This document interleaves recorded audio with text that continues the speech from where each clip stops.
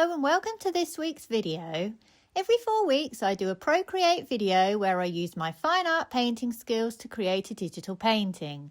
Today I'm going to show you how I painted this ragdoll cat from this reference photo I took of a cat that lives in a cafe downtown. The goal is not to copy the photo but to create an expressive painterly feel that captures the personality of the subject and brings it to life. In this video, I will explain the art principles you need to help achieve this style of painting so that you will be able to do it in your own work and apply it to any subject matter. Let's get started. Before I show you the video, let's have a look at the brushes that I used.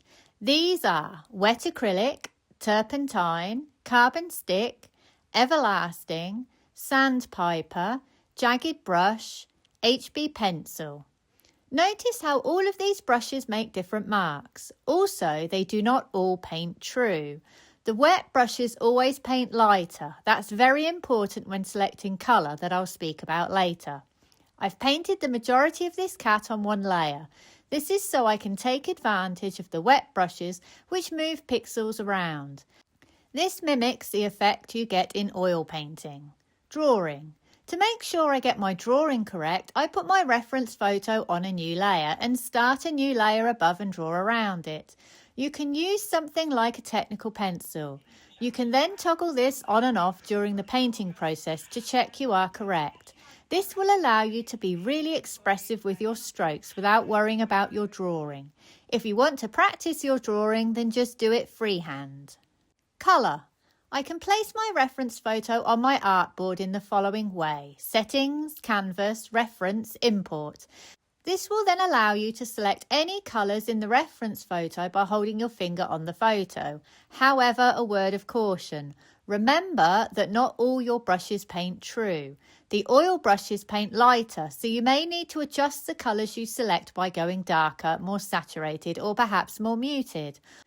Also as well, these bridging colours you see through slightly semi-transparent fur are better off being pulled into your subject with a low opacity brush. Don't be too literal with the photo colours. So be prepared to depart from the colour picker and judge what you are looking at by eye if your artwork is not working. Remember, we are interpreting what we are seeing rather than copying it, and we will all see something different, so feel free to exaggerate the things you like and ignore the things you don't in your reference photo. Let's now have a look at the time-lapse video. You need to be clear about what you're trying to achieve. Without understanding the art principles that underpin this kind of work, it's difficult to control your brushes and create the effects you want. Let's go through them one by one. Blocking. This is really important with this style of art. Start off broad and then refine.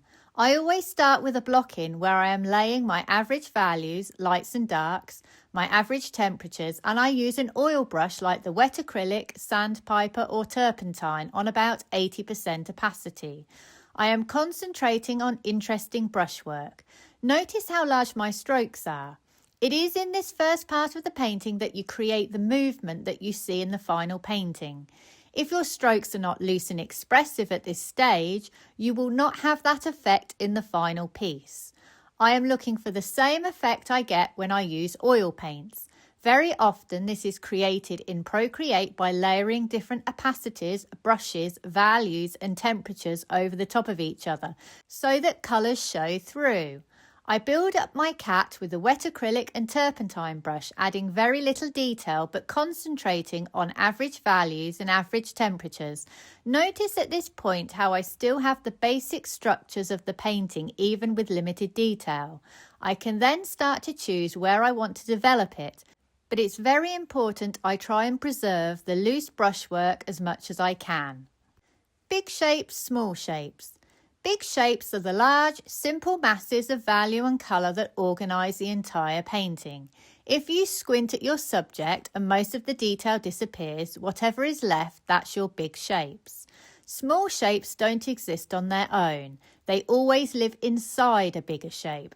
For example, this mass of fur pattern on the cat's forehead lives inside the structure of the head. Forgetting this hierarchy is when the problems begin to start. The fur is part of the head mass, not a bunch of individual strands. Painting them as such can lead to an overworked painting. Notice how I have suggested the markings only. It would have been very easy to overdo this area. As a simple rule, if your eye is distracted by the small shapes, you have overworked the area.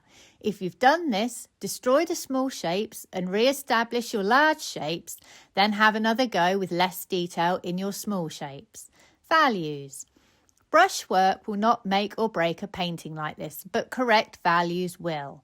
Values mean how light or dark your painting is.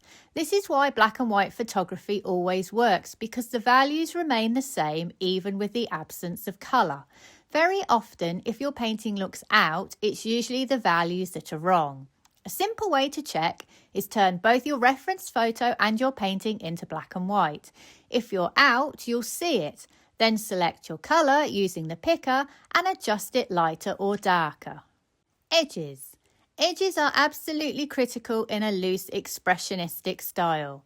Most of this painting is made up of soft and lost edges, which help create that soft, dreamy feel. The only place I use hard edges is on the cat's eyes and the nose, where I want the viewer's eye to focus. Hard edges do this. They attract our eye to the area. Remember, wet brushes and brushes like the carbon stick will give me a soft edge, especially if my strokes are large and transparent. Brushes like the jagged brush and the HB pencil will give me a hard edge, but bear in mind if I make any of these brushes small and turn the opacity right up, my edge will automatically become harder. Working on one layer will allow me to take advantage of the wet brush effect, and so I will be able to pull edges into each other. Brushwork. As a general rule, you will need to lay a stroke, see how it looks, and then lay another. If it looks wrong, is too heavy, etc., undo and have another go. This painting is multiple strokes of many different transparencies over each other. You will need to be consistently adjusting the size and opacity of your brush. For example, to get an overall softness, I may start with my carbon stick to give me a large soft shape. I may then use my wet acrylic to loosely block in my markings. I might then use my turpentine brush to start to pull my edges and give me a sort of fur effect. If at any point my edges become too hard or a small shape becomes too visible, I will destroy the shape a little with the carbon stick or wet acrylic. Variety of marks with different brushes is very important for creating interest. To avoid overworking, you need to try and describe the object in as few strokes as possible. The whiskers are done on their own layer using an HB pencil. They are drawn in quickly with a rigorous hand action. Quick, vigorous strokes will give you different brushwork to something slower and more deliberate.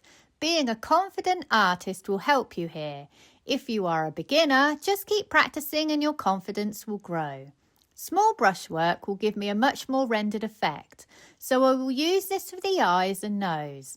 Because I am using more block colour in these areas, I will need higher opacity. The brushes I used were the wet acrylic and the turpentine. Where I want to create a more fluffy, loose effect, I need bigger, more transparent strokes and less of them. I will use something like the everlasting, turpentine or wet acrylic. So that's how I approach turning this ragdoll cat into a painterly digital piece. Hopefully this gave you some insight into how I think about drawing colour values and brushwork when translating fine art principles into Procreate. Remember, the aim isn't perfection or copying a reference exactly, but interpreting what you see and making it your own. If you would like to come and paint with me in oils, join my workshop on the 3rd of July. You'll find the link in the description below. There are also more details of lesson opportunities on my website sarahhollidayart.com. If you found this video helpful, hit the like button and subscribe so you don't miss future painting tips. Thank you for watching and see you next week.